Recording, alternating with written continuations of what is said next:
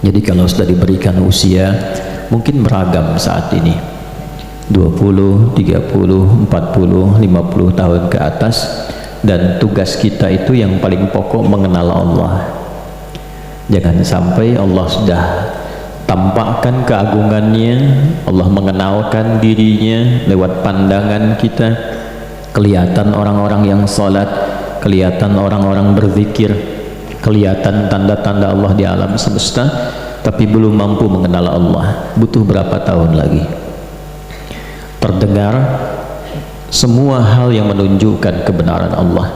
Buka YouTube kok dengar tausiah, jalan tiba-tiba mendengar orang ngaji, pulang kerja kok dengar azan.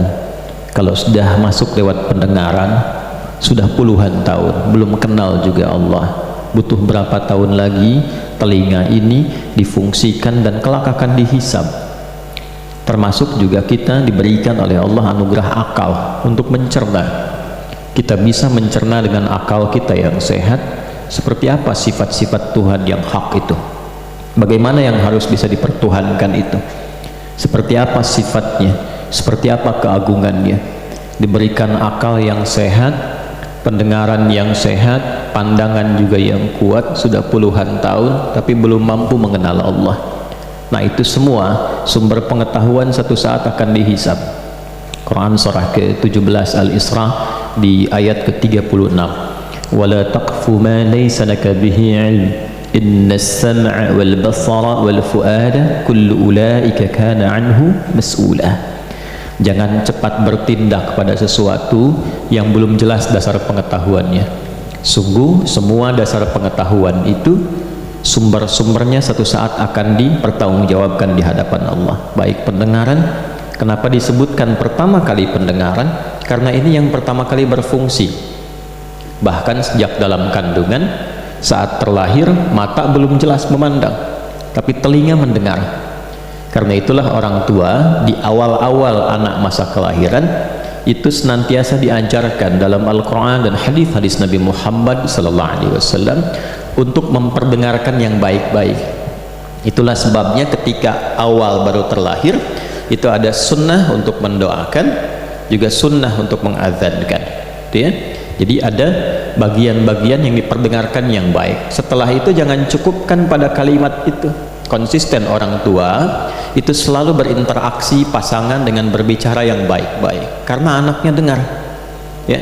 Jadi kalau misalnya bahasa-bahasa pasaran dipakai saat anak baru tumbuh, nanti begitu dia mulai bicara yang keluar tuh kata-kata orang tuanya, ya. Cantik sini, apa lu? Nah, itu biasa bapaknya mungkin,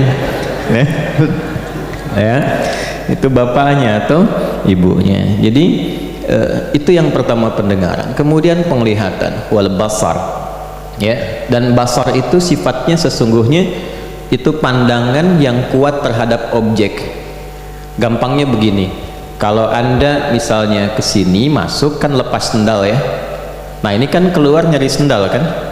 Begitu menemukan sendal anda kan langsung tuh semua konstruksi dalam pandangan kita itu optiknya langsung fokus, oh ini punya saya, tajam. Jadi langsung bisa membedakan mana punya anda, mana punya orang lain. Itu basar namanya. Kalau fisiknya ain, ya, fisiknya apa? Ain. Ini bahasa Arabnya mata itu ain. Mata-mata, ya, biasa itu, ya. Kita tanya sama anak pesantren, kamu tidur apa bahasa Arabnya? Tanam, Ustaz. Kamu tidur-tiduran? Tanam-tanaman, ya. Nah, ini basar itu menatap dengan tajam, tapi ini sindiran yang halus dan tajam. Kata Allah, kamu ini kalau urusan dunia kenapa sih begitu tajam tatapannya? Ya, ibu begitu tajam bisa bedakan 100.000 dengan 50.000 cuma dengan warnanya saja, ya. Kenapa ketika diberikan hidayah tidak setajam itu menatapnya? Itu sindiran halus tapi tajam. Itu ada ilmunya di bahasa Arab itu. Kenapa kalau urusan dunia, urusan proyek itu begitu tajam? Urusan materi tatapannya tajam. Kenapa untuk akhirat yang abadi itu ketajaman mata itu tidak digunakan, kata Allah? Kepekaan pendengaran itu tidak dipakai. Karena kan telinga itu fisiknya udhun, fungsinya sama', ya, sami'a itu mendengar dengan detil, Ya, mendengar dengan detil. Karena itu ketika kita i'tidal dari ruku' kita ucapkan sami Allahu liman, ya Allah engkau pasti mendengar dengan sangat detil kepada hambamu ini yang tengah memujimu. Ya, kenapa diawali dengan pujian? Karena kita akan doa dalam sujud diperpanjang. Karena itu rumus dalam berdoa kalau ingin cepat dikabulkan, satu dibuka dengan istighfar, kemudian yang kedua dilengkapi dengan pujian. Ya, kita istighfar dulu, lalu memuji Allah, baru kemudian meminta. Ya, nah kita disindir tuh dengan bahasa yang halus. Inna sam'a, pendengaranmu itu yang begitu tajam dalam urusan dunia, itu nanti akan dikonfirmasi tentang urusan akhiratmu. Termasuk fuad, ya, akal budi yang mencerna sesuatu untuk disimpulkan. Nah, karena itulah dalam kehidupan kita coba sampai detik tuh ada waktunya kita merenung, terutama di saat-saat malam menjelang tidur. Itulah sebabnya kenapa disebut Isya waktunya. Jadi kalau harakatnya fathah di atas Asya itu masih sibuk mencari ma'isyah, tapi kalau turun jadi kasrah, kasrah itu kasrah, hancur, pecah, habis, selesai. Maksudnya sesibuk-sibuk kita, sepandai-pandai dan secepat-cepatnya bergerak, pada akhirnya akan selesai, akan terpejam. Nah, diberikanlah kita itu pelajaran setiap malam untuk terpejam, supaya merasakan kalau besok-besok terpejam untuk selamanya dan tidak bangun kembali. Bekal apa yang dibawa? Karena begini kata Imam Al-Ghazali itu, orang itu kalau dia mimpi, itu bekal mimpinya dibawa dalam keadaan sebelum tidurnya. Jadi apa yang Anda rasakan saat tidur, itulah yang dibawa ketika Anda bangun sebelumnya. Ya, makanya kan ada yang saat tidur senyum, ya kan? Ada yang saat tidur misalnya kan ya membahas apa, dia bicara sendiri, itu terbawa memori sebelum tidur. Nah, apa yang Anda rasakan pasca tidur, itulah yang dibawa setelah Anda tidur.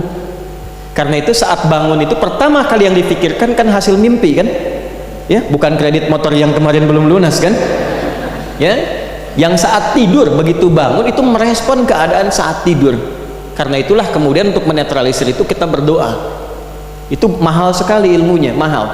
Nah, sama persis itu kan miniatur kehidupan yang kita bawa ke akhirat.